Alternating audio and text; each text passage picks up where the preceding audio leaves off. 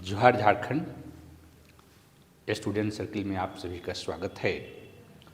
और आज हम लोग ये एंथ्रोपोलॉजी जो विषय है और ख़ास करके जेपीएससी के जेट एग्जामिनेशन के अंतर्गत एक महत्वपूर्ण टॉपिक है थ्योरी ऑफ ऑर्गेनिक इवोल्यूशन, उसको पढ़ेंगे। देखो, थ्योरी ऑफ ऑर्गेनिक इवोल्यूशन जो है बड़ा इम्पॉर्टेंट है और इसके अंतर्गत कई थ्योरीज पढ़ना है। लेकिन सबसे इम्पॉर्टेंट जो पहला जो इम्पॉर्टेंट थ्योरी है उसको हम लोग लेमार्किज्म बोलते हैं, राइट।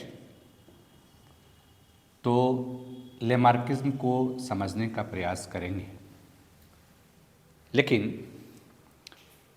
लेमार्किज्म पर बात करने से पहले देखो, थ्योरी ऑफ ऑर्गेनिक इवोल्यूशन जब भी हम पढ़ने का प्रयास करते हैं तो सबसे पहले हमें ये समझना होता है कि what is organic evolution, what do you mean by organic evolution. Organic evolution क्या है ना, राइट। जानते हो आप लोग ऑर्गेनिक इवोल्यूशन किसको बोलते हैं, इवोल्यूशन किसको बोलते हैं। पढ़ाई हुई होगी ना पीजी में, क्योंकि आप पोस्ट ग्रेजुएट हो। तो what do you mean by organic evolution.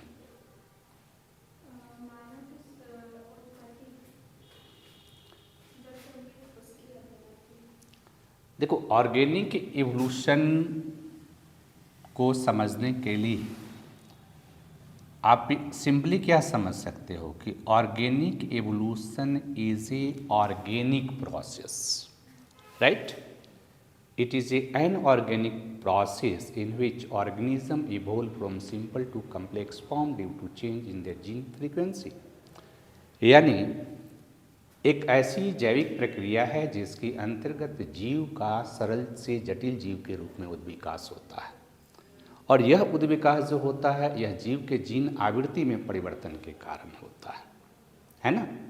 जब भी कोई बात करे, कहीं भी लिखना हो, कहीं भी समझना हो कि what do you mean by organic evolution, इसका मतलब क्या है कि यह एक ऑर्गेनिक प्रोसेस है।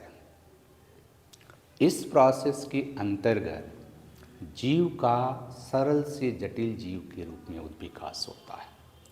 और यह उद्विकास जो होता है यह जीव की जीन आवृत्ति में परिवर्तन के कारण होता है, राइट।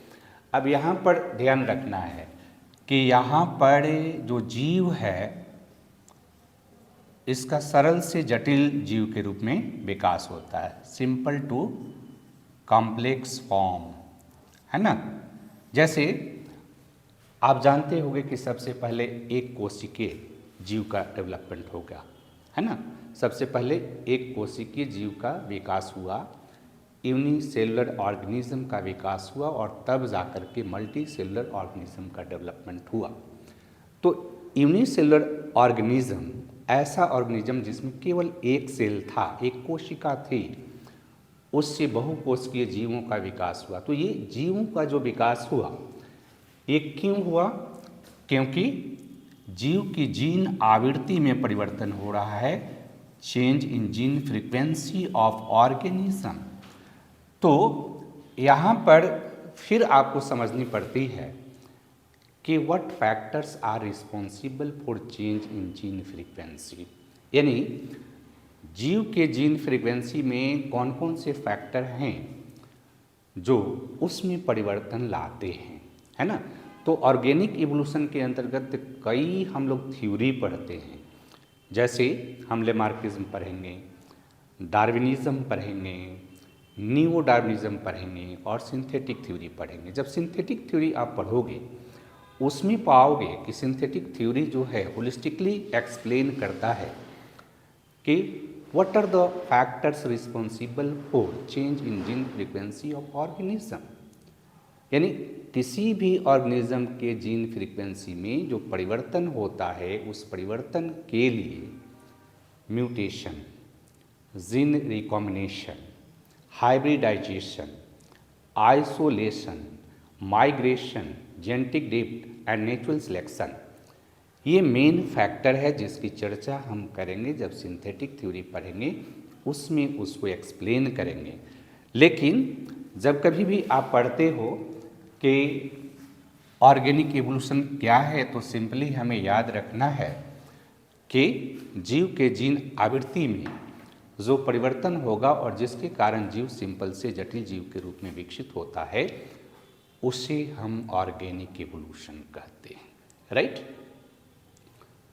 और इस ऑर्गेनिक इवोल्यूशन की जो प्रक्रिया है, जैविक उद्विकास की जो प्रक्रिया है, इसके संदर्भ में फर्स्ट जो साइंटिफिक थ्योरी दिया वो जीन बैप्टिस्ट लेमार्क ने दिया था, राइट। क्योंकि देखो, ऑर्गेनिज्म के संदर्भ में, जीव के उद्विकास के संदर्भ में, जीव की सृष्टि के संदर्भ में एक जो रिलीजियस अप्रोच रहा है, वो कहता है कि जीव का निर्माण जो है ईश्वर ने किया है, और एक बार जीव का निर्माण हो गया तो फिर जीव में कोई भी बदलाव नहीं होता है, सब कुछ भगवान ने बनाया है। ये जो गॉड थ्योरी था, इसको चैलेंज किया लेमार्क ने, राइट। और चूंकि इस थ्योरी का डेवलपमेंट जीन बैप्टिस्ट लेमार्क ने किया, ठीक है, जीन बैप्टिस्ट लेमार्क, और इसीलिए इसको लेमार्किज्म कहा जाता है, राइट। और इसमें ध्यान में ये रखना है कि इस जीन बैप्टिस्ट लेमार्क ने 1809 ईस्वी में, है ना, 1809, he wrote a book name Philosophie Zoologique, Philosophie Zoologique. ये लेमार्क ने एक किताब लिखी जिस किताब का नाम फिलोसफिक जूलॉजिक था। That is very important if you want to prepare JET examination, क्योंकि क्वेश्चन में भी पूछा जा सकता है कि फिलोसफिक जूलॉजिक जो बुक है उसको लेमार्क ने कब लिखा था, 1809 में। और इसी बुक में लेमार्क ने जो जैविक उद्विकास के संदर्भ में थ्योरी प्रतिपादित किया, उस थ्योरी को हम लोग कहते हैं theory of inheritance of acquired character, theory of inheritance of acquired character, right.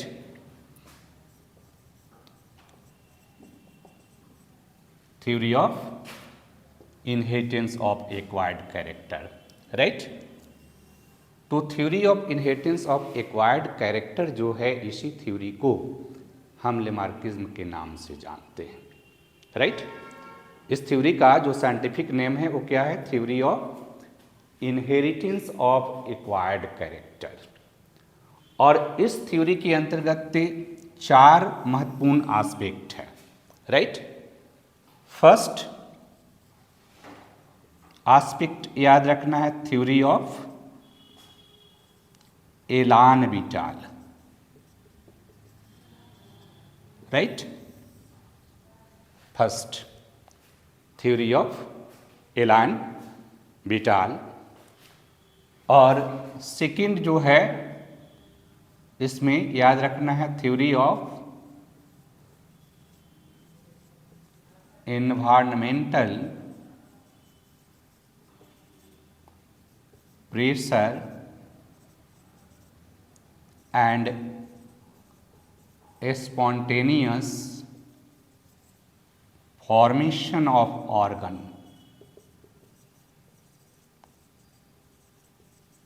Right. और थर्ड थ्योरी है theory of use and disuse. और लास्ट जो थ्योरी है उसी को बोलते हैं theory of inheritance of acquired character. इसका मतलब है कि जब कभी भी आप लेमार्किज्म को समझने का प्रयास करते हैं तो 4 डायमेंशन को समझना है। 4 महत्वपूर्ण इसके डायमेंशन है ना। थ्योरी ऑफ एलान विटाल, थ्योरी ऑफ एलान विटाल को अगर हिंदी में आप समझने का प्रयास करोगे या लिखने का प्रयास करोगे तो इसको कहते हैं आंतरिक जीवन शक्ति का सिद्धांत, है ना। और इसमें लेमार्क क्या कहता है, ध्यान ये रखना इसी थ्योरी में लेमार्क कहता है कि जीव का सरल जीव के रूप में रूपांतरण होता है और यह रूपांतरण उसकी आंतरिक जीवन शक्ति के कारण होता है, इंटरनल फोर्सेस ऑफ लाइफ के कारण होता है। राइट? लेमार्क कहता है कि organism evolve from simple to complex form due to internal forces of life. यानी एक बात देखो, दो बात इसमें कह रहा है लेमार्क। एक बात कह रहा है कि ऑर्गेनिज्म ऑर्गेनिक इवोल्यूशन की प्रक्रिया के अंतर्गत सिंपल से कॉम्प्लेक्स फॉर्म में डेवलप होता है, और ये सही है। आज भी हम मानते हैं कि ऑर्गेनिज्म का उद्विकास सिंपल से कॉम्प्लेक्स फॉर्म में होता है। लेकिन दूसरा बात ये जो कह रहा है ना कि that due to internal forces of life, ये बहुत सही नहीं है। ठीक है, जिसका क्रिटिक्स बाद के दिनों में किया गया है। यानी जब कभी भी आप थ्योरी को समझने का प्रयास करो तो जैसे हमने कहा कि what factors responsible for organic evolution, उसमें हमने म्यूटेशन की बात की, हमने जीन रिकम्बिनेशन की बात की, हाइब्रिडाइजेशन की बात की, आइसोलेशन की बात की, माइग्रेशन की बात की, जेनेटिक ड्रिफ्ट की बात की और नेचुरल सिलेक्शन की बात की। ये जो फैक्टर्स हैं ये सब एक्सटर्नल हैं। जीव में कोई ऐसी क्षमता नहीं है, उसमें कोई ऐसी इंटरनल फोर्स नहीं है जिससे जीव सरल से जटिल जीव के रूप में रूपांतरित होगा, है ना। तो इस थ्योरी का एक पार्ट सही है जिसको आज भी हम लोग क्या करते हैं, एक्सेप्ट करते हैं, है ना, कि organism evolve from simple to complex form. चूंकि ऑब्जेक्टिव में प्रश्न आएगा, ध्यान ये रखना है कि आपका जो प्रश्न होगा ऑब्जेक्टिव, है ना, तो ऑब्जेक्टिव में अगर प्रश्न है तो एकदम क्लियर कॉन्सेप्ट होना चाहिए। अगर कॉन्सेप्ट क्लियर नहीं है तो फिर आप ऑब्जेक्टिव प्रश्नों का हल ठीक ढंग से नहीं कर पाओगे। राइट? तो पहला जो थ्योरी इसने कहा कि organism evolve from simple to complex form, इसी से थ्योरी ऑफ ग्रेजुअलिज्म का डेवलपमेंट होता है ना। एक तरह से थ्योरी ऑफ ग्रेजुअलिज्म जो है, उस थ्योरी ऑफ ग्रेजुअलिज्म को लेमार्क आधार प्रदान करता है और इसीलिए कहा जाता है कि लेमार्क पहला ऐसा वैज्ञानिक था जिसने जैविक उद्विकास की जो प्रक्रिया है उसको वैज्ञानिक तरीके से समझने का प्रयास किया, है ना। हालांकि उसमें कई कमियां हैं। उसी तरह से दूसरा जो थ्योरी है, theory of environmental pressure and spontaneous formation of organ, है ना। ये कह रहा कि जो इन्वायरमेंट है वो जीव पर प्रेशर डालता है। कैसे?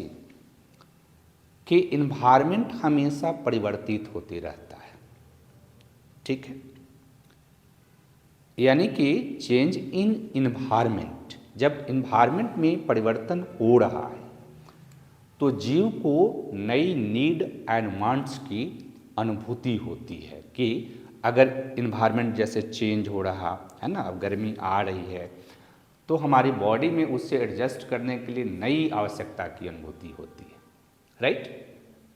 तो लेमार्क के शब्दों में क्या है कि इन्वायरमेंट हमेशा चेंज होता है। जब चेंज होता है तो चेंज की जो कंडीशन है, चेंजिंग इन्वायरमेंट के साथ एडजस्ट होने के लिए, उसको एडॉप्ट करने के लिए जीव में नई आवश्यकता की उत्पत्ति होती है, नई नेसेसिटी की उत्पत्ति होती है।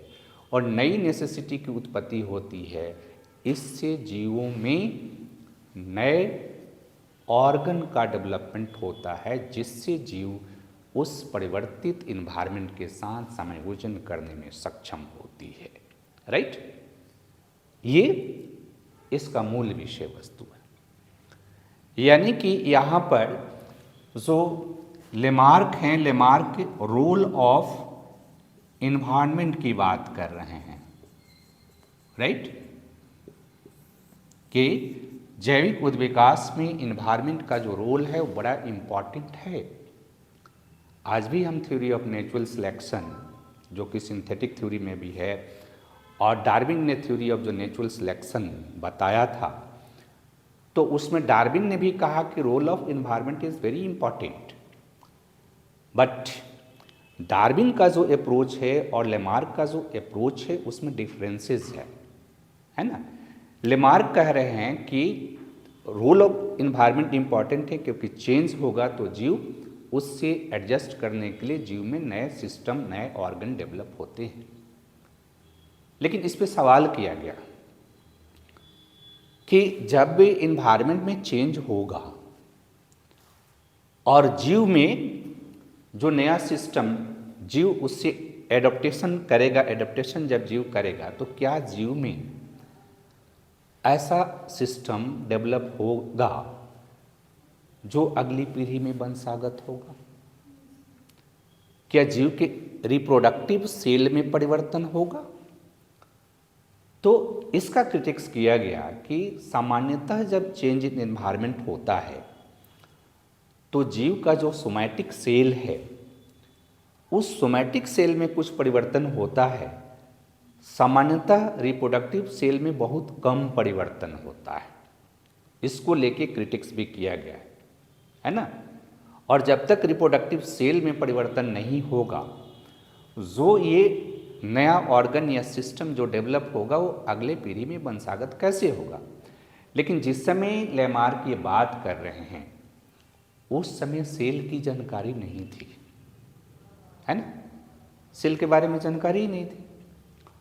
तो स्वाभाविक है कि लेमार्क के थ्योरी में कुछ कमियां रहेगी, लेकिन इतना ज़रूर है कि लेमार्क ने इस थ्योरी के माध्यम से इस बात को स्पष्ट कर दिया कि ऑर्गेनिक इवोल्यूशन के प्रोसेस में रोल ऑफ इन्वायरमेंट बहुत इम्पॉर्टेंट है। और आज भी हम एक्सेप्ट करते हैं कि role of environment is very important for organic evolution, right. तो यहाँ इसको ही समझना है। इसके बाद तीसरा लेमार्क ने कहा theory of use and disuse. इसको इससे कनेक्ट करके देखना है। लेमार्क कह रहे हैं कि जब इन्वायरमेंट में चेंज हुआ और उससे एडेप्टेशन के क्रम में जीव में जो न्यू सिस्टम या ऑर्गन डेवलप हुआ, उस न्यू सिस्टम और ऑर्गन को जीव अधिक से अधिक यूज करता है। तो जिस सिस्टम, जिस ऑर्गन को आप अधिक से अधिक यूज करेंगे उसका और अधिक उद्विकास होगा, और जिस सिस्टम या ऑर्गन का आप यूज नहीं करेंगे वो एक्सटिंक्ट कर जाएगा, है ना।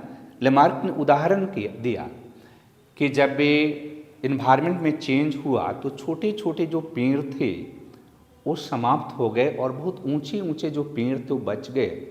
पत्तियाँ काफ़ी ऊंची अब हो गई पेड़ की पत्तियाँ। तो जो जिराफ था वो अपने गर्दन को लगातार स्ट्रेच कर रहा, है ना, उससे समायोजन के लिए, एडेप्टेशन के लिए। उसके कारण जिराफ का गर्दन जो है बहुत लंबा हो गया, ठीक है। और जिराफ के गर्दन बहुत लंबे होने के उदाहरण को उन्होंने अपने theory of inheritance of acquired character से भी जोड़ा, क्योंकि वो लगातार उसको स्ट्रेच करा, इसके कारण वो लंबा हो गया। और दूसरा लेमार्क ने एग्जाम्पल दिया कि जो स्नेक है, सांप है, वो बिल में रहता है तो रेंगता है, और रेंगने के कारण जो है उसे उसके पैर की आवश्यकता नहीं रही, यूज़ उसका कम हुआ, डिसयूज हुआ, और इसके कारण वो धीरे धीरे क्या हुआ, विलुप्त हो गया। यानी theory of use and disuse भी कुछ हद तक हम देखेंगे। जैसे ह्यूमन इवोल्यूशन हम लोग पढ़ेंगे तो ह्यूमन इवोल्यूशन में हम देखते हैं कि जब मैन अपने ब्रेन का यूज़ करता है तो ब्रेन का उद्विकास होता है, और जैसे जैसे दांत का यूज़, जबड़ा का यूज़ कम होते जाता है तो उसके आकार में कमियां होती जाती है। लेकिन सवाल इस पे ये है कि क्या ये अनलिमिटेड ग्रोथ होगा, अनलिमिटेड कैपेसिटी है यूज़ एंड डिसयूज में? तो नहीं, राइट। और कई ऐसे ऑर्गन हमारे जो हैं जिसका यूज़ नहीं करते आज भी हमारे बॉडी में है ना। तो ये जो थ्योरी है ये भी थ्योरी मतलब लिमिटेड कंडीशन में कुछ हद तक सही है, बट परफेक्ट इसको नहीं कहा जा सकता है, राइट। और लास्टली लेमार्क ने theory of inheritance of acquired character की बात की।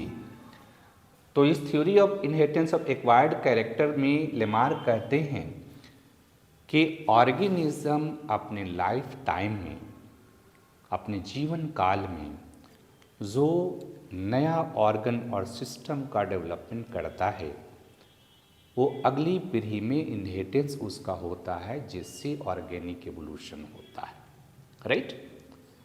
But he was not familiar with the process of inheritance, right. Lamarck को इनहेरिटेंस के जो मैकेनिज्म था उसकी जानकारी नहीं थी, क्योंकि उस समय तक न जीन की खोज हुई थी, न रिप्रोडक्टिव सेल की भूमिका की जानकारी थी। इसलिए उनका जो इनहेरिटेंस, कैरेक्टर के इनहेरिटेंस के संदर्भ में जो नॉलेज था वो नॉलेज बहुत साउंड नहीं था, राइट। और ये 4 प्रमुख जो इसके डायमेंशन है इसको समझ के आप theory of inheritance of acquired character bye Lamarck आप समझ सकते हो। देखो इसमें आपको ध्यान में रखना है कि उसकी कुछ कमियों को भी ध्यान में रखना है, और तब जाके आप परफेक्ट आंसर आप कर सकते हो, अदरवाइज आप आंसर नहीं कर पाओगे। ऑब्जेक्टिव में ध्यान रखना है कि एकदम क्लियर कट कॉन्सेप्ट होना चाहिए। क्लियर कट कॉन्सेप्ट नहीं है तो फिर जो है आप ऑब्जेक्टिव में प्रश्नों को हल नहीं कर पाते हो। और इसलिए यहाँ पर चारों को इसके मेन कथन उसका क्या है, उसकी वीकनेस क्या है, इसको रिमेंबर करना है और उसके हिसाब से आपको कॉन्सेप्ट को क्लियर करना है ना। तो इसके हिसाब से हम लोगों ने theory of inheritance of acquired character को देखा। इसमें लेमार्क की भूमिका क्या है कि he was the first scientist who said that organism evolve from simple to complex form and this is the base of theory of gradualism, right. तो इसी के माध्यम से आप लेमार्किज्म को समझ सकते हो और theory of inheritance of acquired character को समझ सकते हो। धन्यवाद।